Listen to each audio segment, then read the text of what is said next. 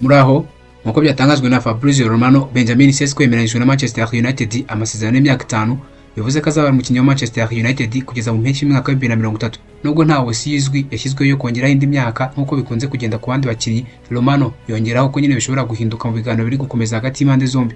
Amakuru avuga ko Manchester United ngo amaze kumvikana na Benjamin Sesko ku mushahara we w'ukwezi ndetse na komisiyo izahabwa umu agent we. Nubwo amafaranga atarajya ahagaragara mu buryo bwemewe, amakuru ava mu binyamakuru byegereye ikipe avuga ko Benjamin Sesko azajya ahembwa amapawundi atari munsi y'ibihumbi 100 buri cyumweru, ibi bikamushyira mu rwego rumwe na ba Mason Mount na Lisandro Martinez. Sesko w'imyaka 21 ukomoka muri Slovenia ni rutahizamu witezweho kuziba icyuho kiri hagati ya Rasmus Højlund na Joshua Zirkzee. Muri Leipzig yatsinze ibitego 18 mu mikino 42 yose yakiniye mu mwaka w'imikino 2024-2025, agaragaza ko afite icyerekezo cyo kuba rutahizamu udasanzwe mu myaka iri imbere. Afite imyaka mike kandi atangiye kwigaragaza mu marushanwa akomeye. Azajya ahabwa umwanya uhagije mu kipe ya Manchester United wo gukina imikino ikomeye yo muri English Premier League. Ni rutahizamu yihuta, uzi guhanahana neza umupira no guhindurira mu izamu imipira neza. Ibi byose biri mu byo Ruben Amorim ashaka kubaka mu mikinire ye. Benjamin Sesko n'ikipe ya Manchester United bari mu nzira nziza yo kurangiza transfer imwe mu zavuzwe cyane muri iyi mpeshyi. Byose nibigenda neza, i transfer izabaye intambwe ikomeye kuri Manchester United mu gusana ubusatirizi bwayo no kubaka ejo hazaza hayo kuri Old Trafford. Iyo rutahizamu w'umunyaslovenia Benjamin Sesko umaze igihe ashyirwa mu majwi nk'umukinnyi mushya ugomba kwerekeza muri Manchester United muri iyi mpeshyi, uyu ngo yigeze kugaragaza ko atigeze ashishikazwa cyane n'ubusabe bwa Manchester United ubwo nyine yatangiraga kumushaka bwa mbere mu mwaka wa 2022. Mu kiganiro yagiranye n'ikinyamakuru The Telegraph yaragize ati, ikibazo nyacyo ni uko nyine ntabanje kwinjira cyane muri ibyo biganiro, ariko numvaga ko byari byiza kuri njye kuza hano. Iri jambo hano yavugaga yashakaga kwivugira Leipzig nyuma yo gufata icyemezo cyo kwerekezayo avuye muri Red Bull Salzburg. Mu mwaka wa 2022 Manchester United yashakaga umusimbura Cristiano Ronaldo nka rutahizamu w'igihe kirekire. Benjamin Sesko wari ufite imyaka 18 gusa yaramaze kwigaragaza nk'umukinnyi wihuta uzi gutsinda kandi wifuzwa n'amakipe menshi i Burayi. Gusa nubwo Manchester United yifuzaga kumusinyisha, Benjamin Sesko we yahisemo kuguma muri Red Bull ahitamo Leipzig, aho nyine yabonaga umwanya uhagije wo gukina no kwagura umwuga we. Dore impamvu ebyiri zikomeye zatumye Benjamin Sesko adashishikazwa n'ibiganiro bya Manchester United mu mwaka wa 2022 utazabona umwanya uhagije mu kipe ya Manchester United, ko nyine ku myaka ye yifuzaga gukina buri mukino, ibintu atari yizeye kubona mu kipe ya Manchester United yari yuzuyemo amazina akomeye icyo gihe. Indi mpamvu ya kabiri ni uko nyine Leipzig yari ifite umushinga wo kumwubakira ikipe. Ibi byamaye icyizere cy'uko yazamuka neza akamukina udasanzwe. Mu gihe Manchester United n'ikipe ya Newcastle United bari mu rushanwa rikomeye ryo kumusinyisha, ibintu byatangiye gufata ishusho nshya. Sesko amaze gukura, amaze gutsinda ibitego 18 muri Bundesliga mu mwaka wa 2024-2025 kandi arashaka gukina Manchester United. Ubu kwerekeza muri English Premier League birashoboka cyane kurusha ikindi gihe cyose, cyane ko nyine Manchester United yagaragaje ko imushaka cyane. Nubwo yigeze kwanga Manchester United, Benjamin Sesko yagaragaje ubwenge bwo guhitamo neza aho gukururwa n'amazina y'amakipe akomeye gusa. Ubu ashobora kugaruka muri iyi kipe ari umukinnyi mukuru ufite ahageze kandi afite n'ibyo amaze kwerekana. Ibi byose byerekana ko icyo cyemezo cyo kutajya mu ikipe ya Manchester United mu mwaka wa 2022 cyamufashe kwitegura neza kuyerekezamo noneho nk'umukinnyi ukuze muri byose. Mu gihe Liverpool The Cops yari yamaze kwerekana ubushake budasanzwe bwo kugura rutahizamu Alexander Isak wa Newcastle United, ikomeje kugira ibibazo bidasanzwe mu kugera kuri iyi ntego, ibintu byatumye ihindura umuvuno. Amakuru mashya aturuka ku nyamakuru Football 335 na Rocky yemeza ko Liverpool The Cops ngo yiteguye gutanga offer ifatika ingana na miliyoni 100 z'amayero kuri Bradley Barcola, rutahizamu w'Umufaransa ukina ikipe ya Paris Saint-Germain. Ibi bije nyuma y'uko Newcastle United yanze kwakira miliyoni 110 z'amapawundi yatanzwe na Liverpool The Cops kuri Alexander Isak, kandi iyo urebye kugeza ubu Newcastle United iracyahakana ko Isak agurishwa, nubwo nyine amakuru avuga ko bazamurekura niharamuka habonetse rutahizamu wamusimbura. Liverpool The Cops imaze gutakaza igihe kinini cyane yirukanka kuri Alexander Isak, ubu yahinduye icyerekezo aho nyine gukurikirana Barcola y'imyaka 22 gusa. Uyu musore ari nyuma ya Ousmane Dembele, Kvicha Kvaratskhelia na Desire Doué ku rutonde rwa rutahizamu ba Paris Saint-Germain, kandi nyine ngashobora kutazabona umwanya uhagije mu mwaka utaha. Ibi byatumye Liverpool The Cops itangira kubona ko hari amahirwe yo kumwegukana, nubwo Paris Saint-Germain idashaka kumurekura ku giciro kiri hasi ya miliyoni 87 z'amapawundi. Iyi transfer ije mu gihe Liverpool The Cops maze gushora amapawundi arenga miliyoni 250 kuri Florian Wirtz, Hugo Ekitike, Kerkeza na Jeremy Frimpong, ariko nayo ikaba imaze kubona asaga miliyoni 120 yakuye mu kugurisha abakinnyi barimo Luis Diaz werekeje muri Bayern Munich. Hari n'inkuru zemeza ko Darwin Núñez ari hafi kwerekeza mu kipe ya Al Hilal ku giciro cya miliyoni 43 z'amapawundi. Ibyo byose bikagaragaza ko Liverpool The Cops iri gushaka gukora impinduka zikomeye mu gihe cy'ubusatizi bwayo. Mu gihe Barcola ari kuvugwa cyane kuri Anfield Road, Rodrigo Goes wa Real Madrid nawe ari mu bitekerezo bya Barcelona, nawe ari mu bitekerezo bya Liverpool The Cops, nubwo nyine umukinnyi aherutse gutangaza ko ashaka kuguma i Madrid no kurwanira umwanya we muri gahunda nshya ya Xabi Alonso. Liverpool The Cops ngo yiteguye kumwereka umushinga wayo ushobora kuzamuhindura ibitekerezo.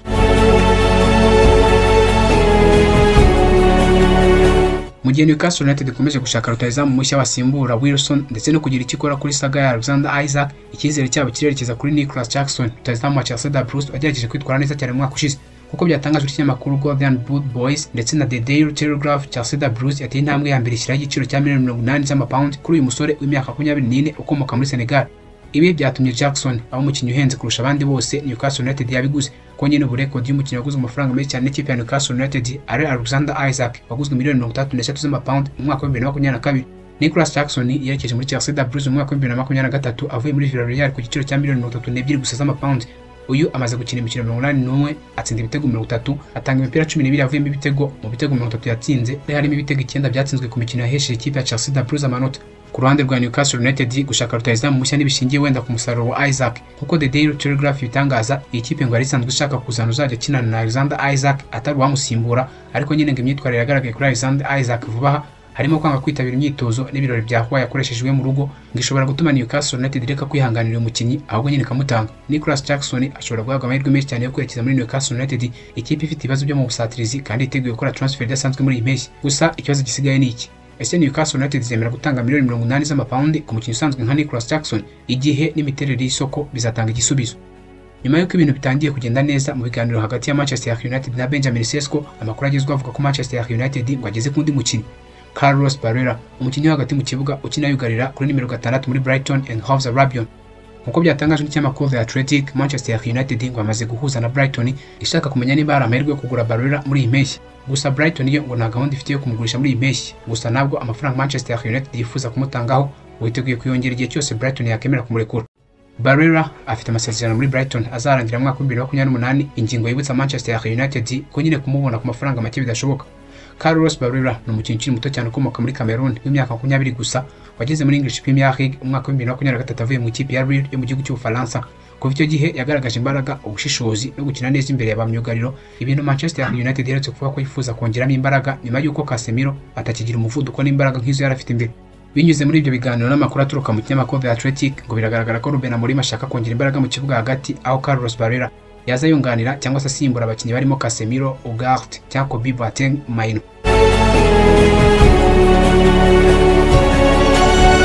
Uwahoze ari umuzamu wa Manchester United Ben Foster yasabye ikipe yahoze akinira ko nyine igomba kwihutira gusinyisha umuzamu mushya, akavuga ko Nick Pope wa Newcastle United yaba igisubizo cyiza cyane. Mu kiganiro kuri podcast ye yitwa Fostercast, Foster yagize ati Manchester United bakeneye umuzamu rwose, kandi ngo bashobora gusinyisha umuzamu mubi kurusha Nick Pope. Ni umuzamu mwiza kandi sinshidikanya ko yahuza neza n'imikinire ya Manchester United. Manchester United iri mu gihe cy'amavugurura nyuma y'umwaka utari mwiza wa Andre Onana, by'umwihariko mu mikino ya Europa League aho yakoze amakosa atumye Manchester United itakaza iki gikombe. Abantu benshi barimo n'abahoze bayikinira batangiye kugaragaza impungenge. Foster wahoze ari umuzamu wa Manchester United ngazi neza akamaro k'umuzamu wizeye mu ikipe, asanga Nick Pope afite ibikenewe byose ngo abe umuzamu mwiza mu kipe ya Manchester United. Amenyereye Premier League, yabaye umuzamu ukomeye muri Burnley ndetse no mu kipe ya Newcastle United. Imiterere y'umubiri we imwemerera kuvamo umuzamu ukomeye, afite uburebure bumwemerera gukuramo no gufata neza imipira ahanini iva ku mpande izwi nk'ama crosses. Akaba yarengejeho kuba yararangije umwaka w'imikino 2023-2024 ari umwe mu bazamu bakoze clean sheet nyinshi. Nubwo Nick Pope yafatwa nk'igisubizo cy'igihe gito mu kipe ya Manchester United, Manchester United ikeneye gukora ibi bikurikira: gusuzuma niba Onana yakomezanya nawe, niba batamwizera bagashaka umuzamu ushoboye gukina neza umupira ugezweho nka Nick Pope, ndetse no gushora amafaranga ahari aho gukomeza gukinisha abazamu bahari, kuko nyine ngo ari ingingo irimo kwibeshwaho cyane. Ben Foster yatanze igitekerezo gishingiye ku bunararibonye no ku murongo Manchester United ikwiye gukurikiza.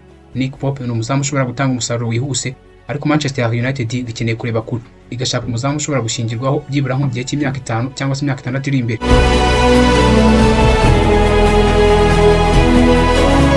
Ko bitangazwa n'ikinyamakuru Forja.net, ikipe ya Manchester United yemeje ko Fermin Lopez, umukinnyi wo hagati mu kibuga FC Barcelona, ari umukinnyi wa mbere bashyize ku rutonde rwo kongera imbaraga hagati mu kibuga muri iyi mpeshyi. Ikipe ya Manchester United itozwa na Ruben Amorim burifuza ko iyi transfer yakihuta, kuko nyine ngo Manchester United bamaze no gutegura ubusabe bushobora kugera kuri $31 z'amapawundi kugira ngo bagure uyu mukinnyi w'imyaka 21 gusa. Barcelona ifite ibibazo by'imari bikomeye, kandi nubwo Fermin Lopez yigaragaje cyane mu mwaka ushize haba mu mikino ya UEFA Champions League n'amarushanwa yo muri Espagne, biravuga ko ikipe ngo ishobora gutekereza kumugurisha, cyane cyane nyine ko yakinaga nk'umusimbura nubwo yagerageje kwitwara neza.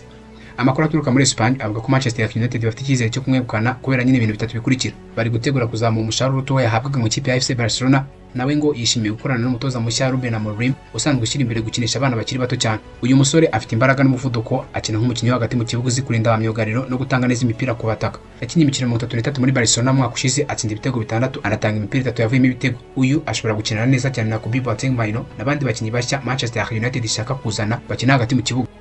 Mu gihe Manchester United ikomeza gusenya no kongera kubaka ikipe, Fermin Lopez ashobora kuba intambwe ya mbere ifatika mu gukemura ikibazo cyo hagati mu kibuga.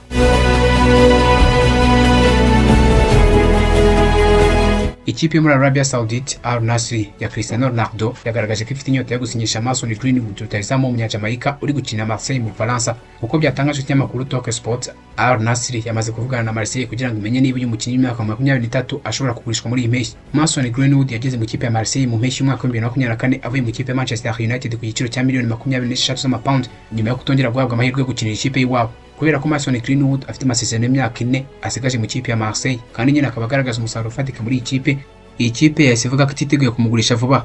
Gusa nk'uko ikinyamakuru Talk Sport yabitangaje, Marseille gishobora gutekereza kuganira n'ushaka uyu mukinnyi mu gihe yabatangiye ibiganiro ku giciro kirenze miliyoni 85 z'amapawundi.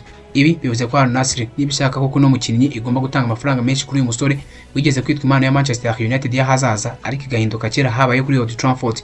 Nubwo Greenwood atakiri umukinnyi wa Manchester United, ikipe ifite clause yuko nyine izahabwa 50% by'amafaranga yose azahabwa Marseille niramuka imugurishije. Ibi bikaba bivuze ko nibaramuka bamugurishije kuri miliyoni 85 z'amapawundi, United izahabwa miliyoni 42 n'igice z'amapawundi. Iyi clause ishobora guhindura byinshi cyane mu ngingo y'imari ya Manchester United, dore ko nyine iri kugerageza kubaka ikipe ye. Nyuma yo kugura Cristiano Ronaldo, Sadio Mane, Aymeric Laporte, Joao Felix n'abandi, Al Nassr ifite intego yo kwibakira ikipe y'ibihanganye gusa ndetse no guhangana n'amakipe nka Al Hilal na Al Ittihad. Mason Greenwood uzi gutsinda, gukina imbere cyangwa se nyuma ya rutahizamu yashobora kuba igisubizo muri iyi kipe. Al Nassr nayo ikeneye umukino ukiri muto ushobora gukina ikipe imyaka myinshi cyane iri imbere.